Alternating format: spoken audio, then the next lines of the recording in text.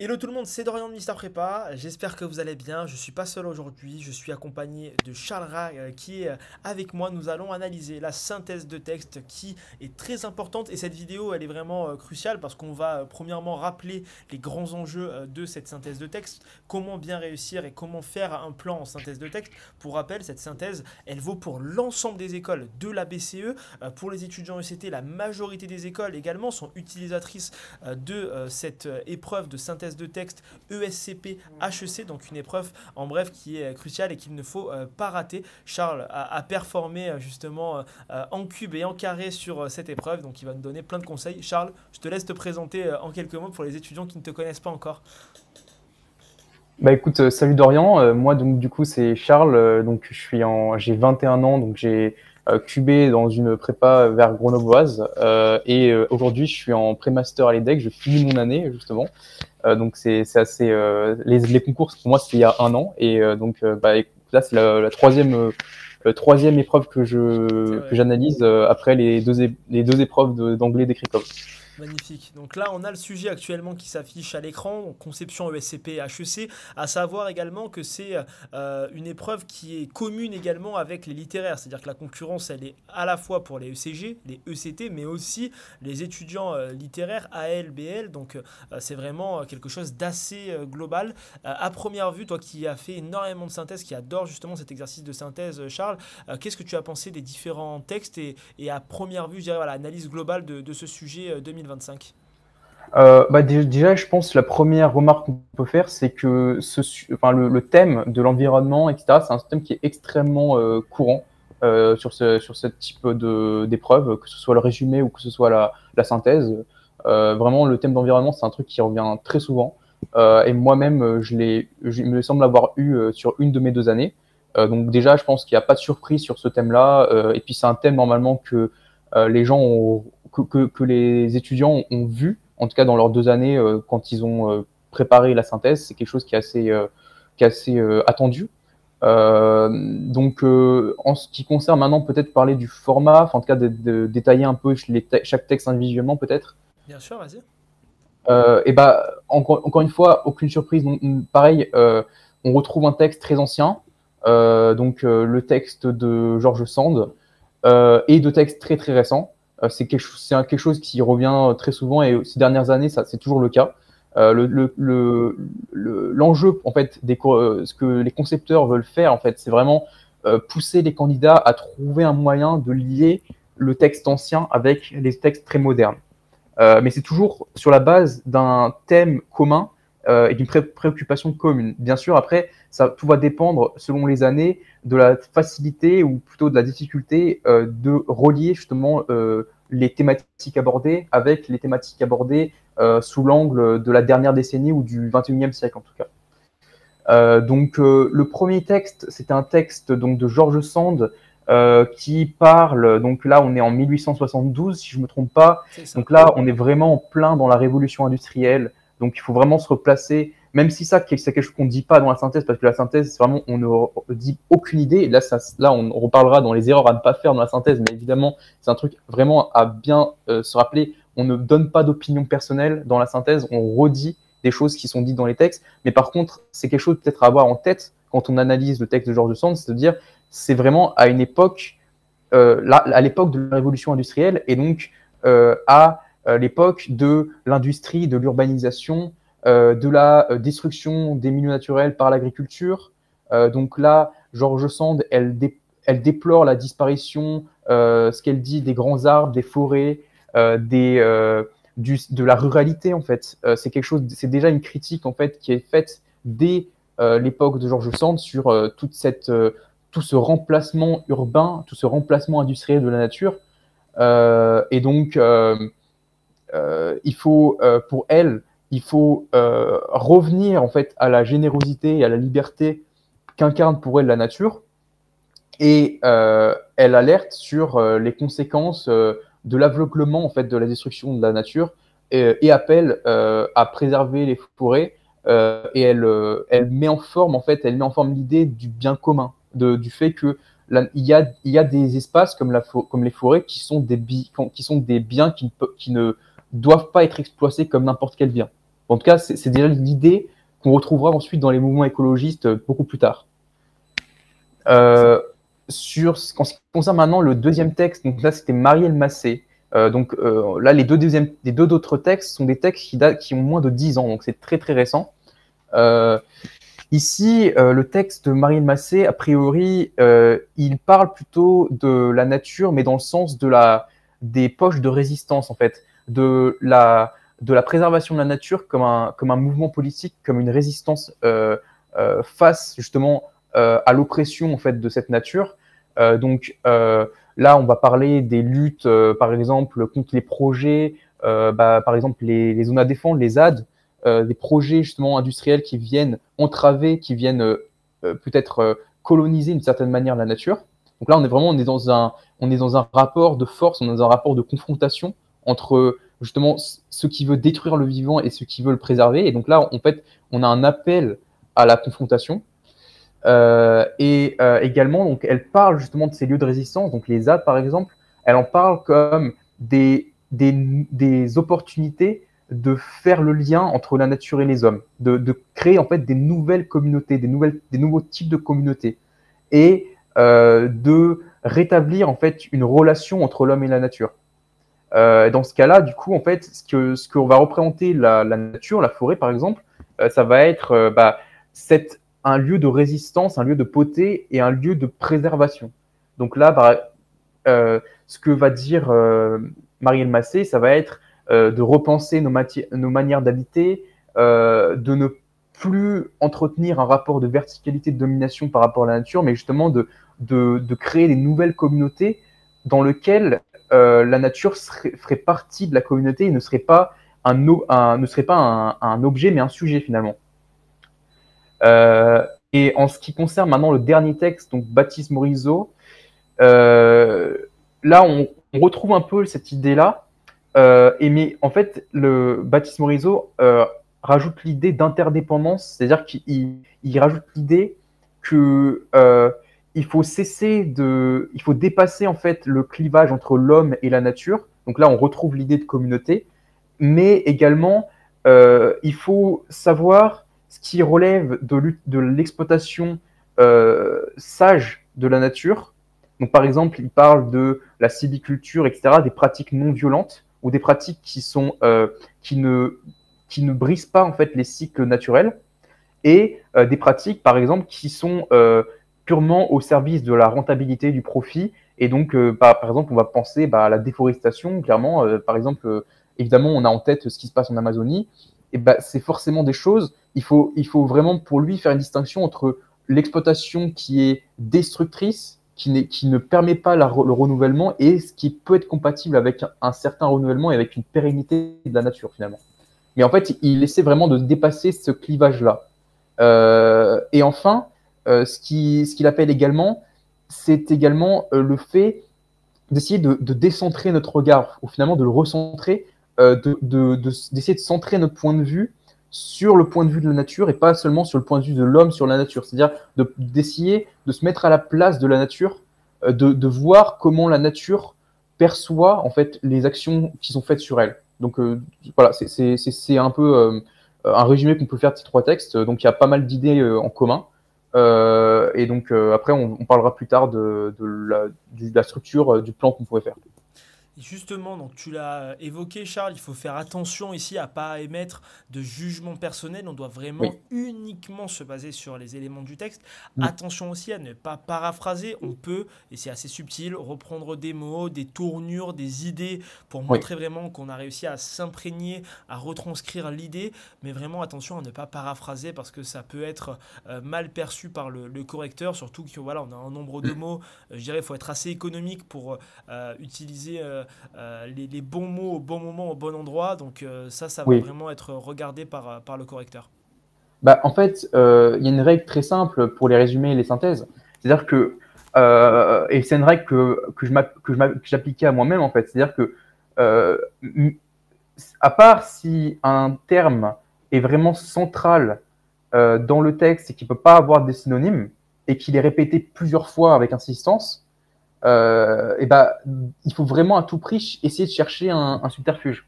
C'est-à-dire que, par exemple, si un terme était très spécifique et n'avait pas d'équivalent et était répété 5 fois par un auteur, évidemment, il faudrait le replacer. Par contre, dans tous les cas, il faudrait essayer de voir quelles idées on peut raccrocher à ce terme-là ou comment on peut fusionner certaines idées pour en faire une phrase synthétique. Mais vraiment, dans l'idée, ne jamais calquer une phrase, en tout cas, calquer une idée telle quelle et la replacer dans un paragraphe. Au top. Ben, merci beaucoup, Charles. Ça, c'est hyper intéressant. Et ici, comment on peut, quel plan on peut finalement dégager de cette synthèse et de ces trois textes qui nous sont Ouais. proposés? Quels sont les points de complémentarité, mais aussi les points de divergence qui sont évoqués ici? Est-ce que spontanément on se dit que le texte plus ancien, qui a une vision qui est un peu plus finalement historique, n'a pas le même point de vue que les deux textes? Ou au contraire, est-ce qu'on a des complémentarités aussi avec ce texte de George Sand, pardon, tu peux nous en dire plus, s'il te plaît? En fait, je dirais qu'il y a une certaine. Pour le coup, je trouve qu'il y a une certaine logique, en fait, chronologique dans l'évolution en fait, des trois textes.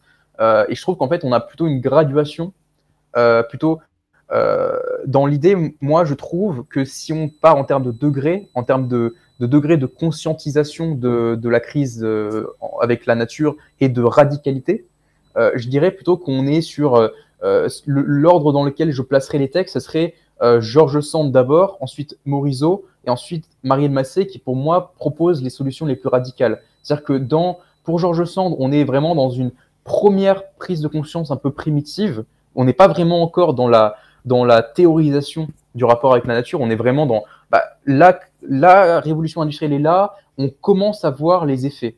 Ensuite, avec Morisot, on va être dans l'idée qu'il faut repenser un lien, qu'il faut dépasser les clivages, etc.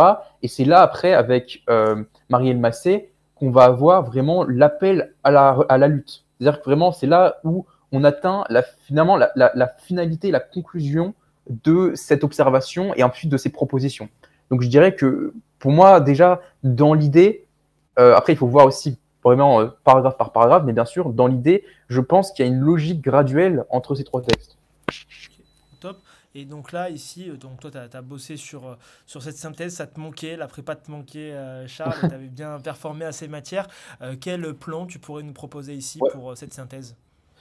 Alors moi, j'ai commencé par, donc j'ai établi d'abord une problématique générale. Et donc dans ces problématiques, j'ai fait le choix, peut-être un peu audacieux, mais j'ai trouvé que c'était intéressant dans ce cas-là. J'ai parlé du terme de l'anthropocène. Donc il y a un terme qu'on reprend pas mal en géopolitique même, mais on en parle bidon en philosophie. C'est pour parler en fait de la nouvelle destruction du vivant par l'homme. Donc on parlait des grandes extinctions de masse, et en fait cette extinction a été théorisée comme étant la première extinction causée par l'homme. Et donc là, c'est l'Anthropocène. Et donc découle ainsi ma problématique. Donc, comment la crise de l'Anthropocène doit-elle amener l'homme à repenser son rapport au vivant? Parce qu'on est vraiment sur l'analyse de la destruction, puis les effets que ça a. Donc là, après, j'en reparlerai dans mes trois sous-parties, mais les effets que cette destruction a, et ensuite, quelle solution, quelle alternative apporter à cette destruction? Comment contrer cette destruction en apportant quelque chose, en apportant une nouvelle vision? Donc là, vraiment, je trouve que ça condense un peu ces idées-là. Ouais, vas-y, je t'écoute. Donc, moi, je suis parti. Donc, c'est un plan que j'utilisais pas mal pour me repérer justement en prépa.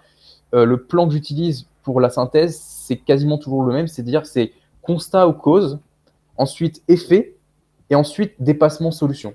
Donc, vraiment, là, je suis parti sur cette même logique-là, et c'est une logique qui marche très, très souvent. Et donc, s'il y a des prépas en première année qui regardent, vraiment essayer d'appliquer ce format-là parce qu'il marche très souvent et ça vous permet de gagner du temps. Donc la première partie, c'était donc en quoi le rapport de l'homme à la nature témoigne-t-il d'une rupture profonde avec les équilibres du vivant. Donc là, vraiment, on est dans le constat de la rupture avec les équilibres. Donc, on a à la fois George Sand qui parle de l'exploitation industrielle agricole du vivant, de la terre. On parle de Morisot qui évoque la logique productiviste, qui en fait, qui nie l'unicité du monde entre les hommes et le vivant, en fait, qui établit une barrière superficielle et qui, justement, justifie cette exploitation en partant du principe qu'il y a une séparation entre le monde humain et le monde naturel. Donc là, et donc là, il essaie justement de dénoncer, en fait, que cette séparation-là justifie, en fait, l'exploitation. Et enfin, je terminerai avec Marielle Massé qui, pour ce qui concerne la première sous-partie, parle de les interdépendances entre les humains et les non-humains, et donc là, qui parle en fait un peu dans la même idée qu'en fait Morisot, de cette séparation arbitraire entre les humains et les non-humains. Ok, hyper intéressant. Dans la deuxième partie, donc là je parlais des effets, donc c'est que révèle cette déconnexion progressive entre l'homme et son environnement sur notre manière de penser le monde. Et donc là vraiment on en est dans l'analyse de qu'est-ce que révèle notre rapport destructeur à la nature, qu'est-ce que ça révèle dans notre comportement vis-à-vis du monde. Donc là, George Sand, elle parle elle parle en fait du fait que ça appauvrit la nature, mais en fait, cet appauvrissement de la nature, elle fait un parallèle entre cet appauvrissement et l'appauvrissement en fait de la sensibilité humaine, de la morale, des idées, parce que on est vraiment dans cette idée, en tout cas, c'est l'interprétation que j'en fais, c'est vraiment cette idée un peu romantique du 19e siècle, qu'on a tous ces auteurs romantiques qui se ressourcent vers la nature, qui utilisent la nature comme une source d'inspiration. Et donc là, dans l'idée de George Sand, j'imagine que dans son idée, la destruction de la nature, en fait, appauvrit même l'homme, appauvrit sa créativité, appauvrit son imagination. Donc on est vraiment dans cette idée vraiment très, très romantique. Ensuite, Morisot, on est plutôt sur l'idée que, un peu dans la même trame, mais d'une vision un peu plus moderne, c'est-à-dire que l'érosion en fait du rapport entre la nature et les hommes et la destruction, elle fragilise en fait les repères des hommes. C'est-à-dire, par exemple, on peut penser par exemple aux saisons, etc. C'est des repères de la vie qui n'existent plus, ou en tout cas qui sont menacés par justement cette destruction, ce dérèglement de la nature.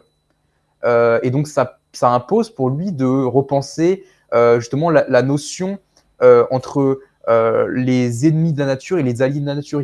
Pour lui, il faut dépasser ce clivage-là, il faut essayer de dépasser cette vision un peu manichéenne, essayer de voir justement quel pont on peut faire entre la nature et les hommes.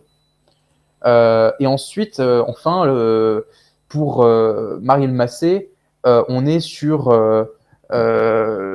justement la même idée que l'effacement, en fait, la destruction et l'effacement du rapport entre la nature et l'homme conduit à, en fait, est le révélateur du fait qu'avec la société industrielle dans laquelle on vit, la société de consommation, on s'est détaché en fait de nos besoins vitaux, de nos désirs vitaux, et qu'on est passé sur des choses plus superficielles. Ça révèle en fait le fait qu'on s'est détaché de nos besoins vitaux et de ce qui en fait nous lie le plus à la nature. Donc là, on est vraiment sur cette idée-là.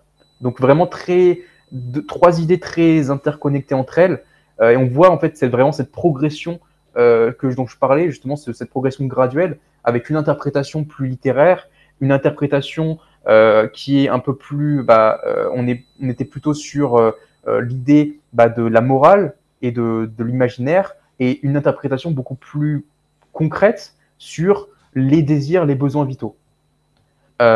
Et ensuite, donc sur ma partie dépassement, je vais parler donc sur quel chemin tracer alors, en conséquence, pour renouer avec le vivant et inventer de nouveaux modes d'existence. Parce qu'en fait, c'est vraiment là l'enjeu. Il faut faire le constat, bien sûr, de la destruction du vivant, mais encore faut-il apporter des alternatives. Parce qu'en fait, on a beau dire que ce modèle-là n'est pas satisfaisant, si on n'apporte pas d'alternatives ou de nouveaux modes de relation avec la nature, ça pose problème parce qu'on se retrouve bloqué. Donc c'est vraiment pour ça que c'est toujours, pour moi, évidemment, le but de la synthèse, la finalité de la synthèse, c'est toujours la partie 3, parce que c'est vraiment la partie où on rentre dans le vif du sujet, où on dit quel est finalement l'intérêt, quelle est la finalité de ces textes en fait? Pourquoi les auteurs écrivent ce texte? Ils n'écrivent pas les textes pour faire juste un constat, ils écrivent aussi les textes pour apporter des solutions, pour vraiment amener une nouvelle vision. Donc ici, George Sand parlait dans cette vision toujours très romantique, très romanesque, très littéraire, appelle à protéger en fait les forêts et à transmettre en fait ce respect du vivant aux générations futures, comme un horizon en fait très esthétique, très littéraire. On est toujours dans cette idée de l'imaginaire, qu'il faut transmettre la nature comme on transmet des idées.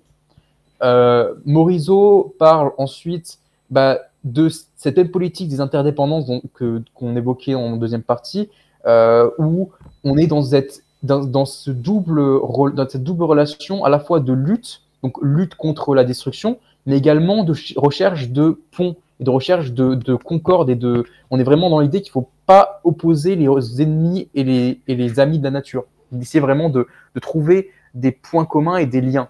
Voilà, et de distinguer les pratiques qui sont néfastes et les pratiques qui le sont moins. Voilà. Et ensuite, on est plutôt sur l'hypothèse la plus radicale, donc avec Massé. Il faut vraiment essayer avec Massé de créer une sorte de communion avec la forêt, avec la nature, et d'habiter en fait, d'essayer à travers par exemple les ZAD, de réinventer de nouvelles formes de vivre de la nature et de vivre la nature, et pas seulement d'habiter la nature, mais aussi en fait de s'adapter au milieu de la nature pour définir nos nouvelles manières de vivre et nouvelles manières d'habiter, et de pas d'aménager forcément ces milieux-là. Et donc c'est pour ça d'où l'idée par exemple des ZAD qui sont des milieux extrêmement spécifiques, qui ont une manière de vivre qui dans l'idée, en tout cas dans l'idée de ces défenseurs, se font dans l'environnement et n'essayent pas de le remplacer ou n'essayent pas de le coloniser, de le conquérir. Donc on est vraiment sur cette idée-là. Au top. Par rapport à toutes les synthèses que tu as fait, que ce soit en entraînement, en concours blanc, en DS, Ouais. ou même dans tes concours, tes vrais concours que tu as passés, Ouais. t'as pensé quoi de cette difficulté de sujet par rapport à d'autres que tu as pu déjà traiter? Très honnêtement, je trouve qu'en fait le thème de l'environnement se prête très très bien à ces exercices. Je me rappelle plus exactement du thème de l'année dernière, mais je me rappelle que j'avais beaucoup plus galéré sur celui-là, parce que je trouvais que en tout cas les liens étaient beaucoup moins évidents à trouver. Donc je dirais que enfin en tout cas c'est aussi j'ai un peu un regard biaisé parce que je suis déjà l'expérience de cette synthèse là, mais en tout cas ce sujet-là me paraissait euh, enfin, faisable, parce que vraiment il y a vraiment une thématique clairement identifiée, et on a aussi la chance d'avoir des propositions qui sont assez clairement définies, qui sont assez radicales. Donc en fait c'est toujours bien pour identifier les idées rapidement et pouvoir les confronter. Parce que ça aussi, on en parlera donc, quand on parlera des erreurs à ne pas faire, des choses à bien faire également. Il faut vraiment penser à confronter les idées, à les comparer. Parce que si on ne fait pas ça, en fait, on n'a pas compris l'exercice de la synthèse. Vraiment, si on ne fait pas ça, l'exercice de la synthèse, vraiment, le mot complet, en fait, je dirais le terme complet pour désigner l'épreuve, ce serait vraiment une synthèse comparative. Et l'idée, c'est vraiment de comparer. Si on juxtapose les visions des auteurs, ça n'a aucun sens. Et donc vraiment, ça fait perdre en fait la plus grosse partie de l'intérêt de l'épreuve. Et donc c'est vraiment là d'identifier vraiment là où les auteurs se rejoignent, là où les auteurs se confrontent. Je dirais c'est vraiment ça. Et donc je dirais que c'est vraiment un texte qui était plutôt, en tout cas, qui n'était pas forcément un piège absolu pour les candidats, je dirais. Au top. Merci beaucoup Charles. Et enfin, dernière et ultime question pour les étudiants qui sont jusque-là. Il faut leur donner un petit Ouais. tip supplémentaire pour les récompenser. Quel conseil tu donnerais pour justement réussir à bien bosser durant la Ouais. synthèse? Est-ce qu'on s'entraîne sur des synthèses? Est-ce qu'on s'entraîne à lire? Comment on s'entraîne et on s'exerce durant ces années de classe préparatoire? Ouais. En fait, il y a plusieurs points différents. Tu as déjà le point. En fait, déjà, je dirais, il y a un truc pour rassurer un peu les gens qui vont passer les concours les prochaines années, c'est que c'est très faisable d'avoir une note correcte à la synthèse sans en faire trop. C'est-à-dire, déjà, il y a des points très, très importants. Il y a le respect de la forme, le respect de l'orthographe, ça c'est indispensable parce qu'en fait, on ne peut pas avoir une bonne note sans respecter l'orthographe et sans faire attention à l'orthographe. Le respect, bien sûr, de la limite de mots, ça, c'est tous les correcteurs le diront, hein, tout le monde dira que on peut pas avoir, on peut faire la meilleure copie du monde si on n'a pas un texte qui est écrit avec peu de fautes ou pas de fautes et un texte qui respecte l'imitation. Déjà, on part avec un énorme désavantage. Ensuite, je dirais que les choses que les correcteurs vont voir également, ça va être, est-ce que il y a des connecteurs logiques? Est-ce qu'il y a des connecteurs de comparaison et pas de juxtaposition? Par exemple, des et ou des de plus, etc. Ça va bannir. Mais vraiment des choses où on voit que l'étudiant a réfléchi à la manière dont les textes se répondent. Et donc, dire ce texte-là parle de ça, l'autre auteur va plus loin sur ça, et un dernier auteur, par exemple, s'oppose à ça en disant que. Donc là, vraiment, cette idée, vraiment dans les paragraphes, de bien réfléchir à ça. Ensuite, en ce qui concerne maintenant plutôt la méthode vraiment dans les preuves et vraiment dans la recherche des textes, je dirais une méthode un peu. Déjà, j'ai parlé du plan, déjà, qui est très très simple, mais qui est très utile. Mais déjà, quand on se retrouve face aux 3 textes, vraiment partir du principe déjà lire, vraiment prendre le temps de lire chaque texte, ça c'est très important déjà, de surligner potentiellement. Et ensuite, ce que je conseille de faire, c'est d'identifier le texte qui nous paraît le plus clair et le plus simple à analyser. Et ensuite, identifier des questions. Donc, on commence à identifier des questions qui pourraient nous servir après pour les sous-parties, des sous-questions sur ce texte-là, auquel l'auteur, on peut dire que l'auteur répond, et ensuite essayer de retrouver ces questions-là et des réponses à ces questions dans les autres textes. En fait, de partir vraiment avec le texte avec lequel qu'on juge le moins dur pour nous à comprendre, et ensuite, après, essayer de projeter ces questions sur les autres pour essayer de finalement, avec ce point de départ, de trouver en fait des 3 sous-parties, 3 sous-problématiques qui vont être communes aux 3 et sur lesquelles on va pouvoir inclure les réflexions des auteurs. Ok, hyper intéressant. Merci beaucoup Charles pour la qualité de tes retours. J'espère que ça vous permettra de mieux appréhender cette épreuve de synthèse de texte qui est malheureusement trop souvent sous-cotée, sous-travaillée par les étudiants, mais qui peut être très rémunératrice. Si derrière on obtient des bons résultats, ça peut nous mettre en très bonne phase et ça peut compenser des points perdus à une disserte de SH, de Géopo, de CG ou même. Oui Charles, vas-y, je t'en prie. Et je rajouterais juste que vraiment, pour pas démotiver certains étudiants qui ont un peu peur de cet exercice de la synthèse, vraiment, si déjà on fait attention à l'orthographe, au respect de la forme et au connecteur logique, vraiment à bien confronter les trucs, on n'a pas forcément besoin d'avoir une énorme analyse, une superbe analyse, etc., pour avoir une note comme un 12, quoi. Enfin, vraiment, il faut se dire que c'est une épreuve où c'est facile d'avoir des bonnes notes si on respecte déjà les critères les plus basiques de l'épreuve. Et ensuite, après, évidemment, c'est à partir de là, si on veut atteindre plus de 12, etc., et vraiment monter, là, vraiment, il va falloir apporter quelque chose. Mais en tout cas, pour avoir une bonne note et pour pas se planter, c'est pas très difficile, en fait. Il faut vraiment réfléchir et être rigoureux sur la forme. Parfait. Un grand merci Charles, j'espère que ça vous a plu. N'hésitez pas à liker, vous abonner si ce n'est pas déjà fait, à nous dire en commentaire ce que vous avez pensé de ce contenu. Et on se retrouve très vite sur Mister Prépa. Ciao tout le monde.